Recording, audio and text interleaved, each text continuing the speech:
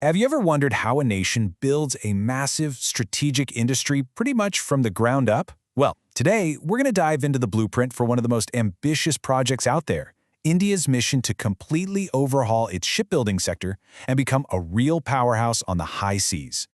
So, to really get a handle on the strategy for building ships, we first need to zoom out and look at the big picture.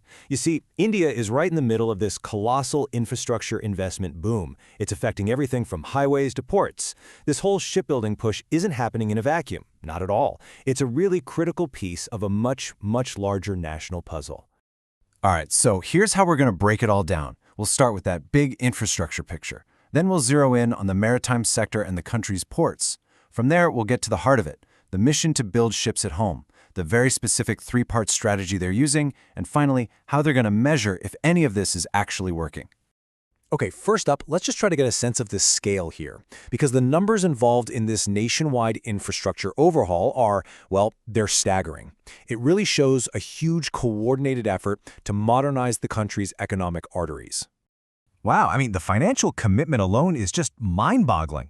We're talking about a project pipeline with over 8 lakh crore for highways and nearly 1 lakh crore for the port and shipping sector. And just to give you some perspective, 1 lakh crore is about $12 billion US. So with even the railways opening up to private investment, it's crystal clear that the maritime sector is a major priority within this massive national effort. So, with that big picture in mind, let's narrow our focus a bit. We're going to pivot from the general infrastructure landscape to the specific ministry that's driving this maritime transformation, and we'll look at its flagship program. And the key initiative here is something called the Sagar-Mala program. You can think of it as the master plan for India's entire coastline. The main goal? Modernize the ports and improve waterway transport to make moving goods cheaper and way more efficient. It's all about using the country's huge coastline to really give trade a significant boost. Now, if you're upgrading all your ports, what's the next logical step? Well, you've got to build the ships to actually use them, right? And that brings us to the core of this explainer, the strategic mission to build a truly world-class shipbuilding industry right there in India.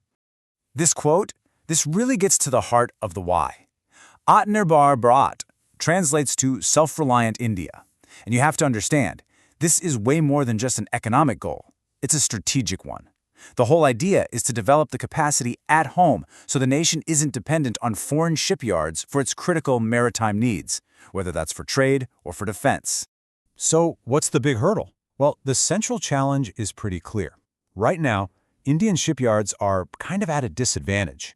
They're facing higher operational costs compared to their global competitors, and a lot of those competitors get a ton of sustained support from their governments. So the policy we're talking about aims to level that playing field.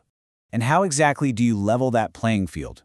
Well, the government's answer is a comprehensive three-pronged strategy. It's not just one policy. Think of it more like a toolkit, with 3 distinct but interconnected schemes designed to attack the problem from all sides. Let's start with the first tool in the box.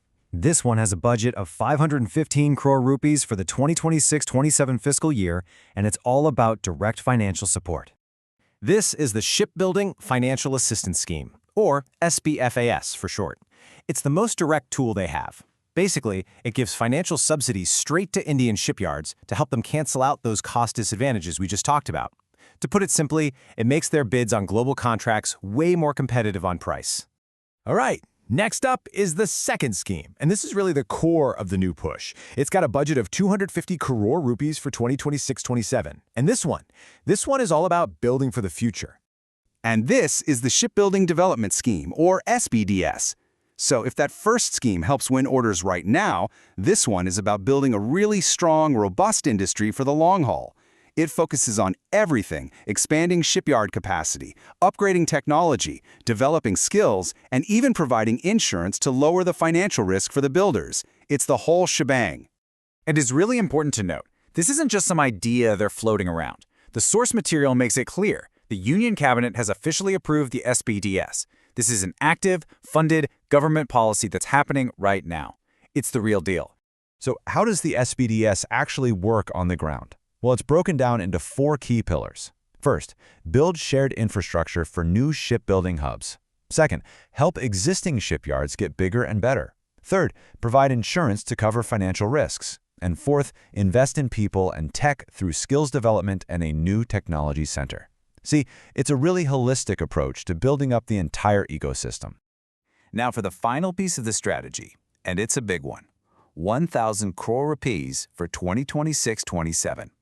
This is all about the long-term capital. This is called the Maritime Development Fund, or MDF. So if the other schemes are giving subsidies and building capacity, the MDF provides that patient long-term financing you need for major projects across the entire maritime sector. Shipbuilding, port development, you name it. It's basically the financial engine that's designed to keep this growth going for years to come.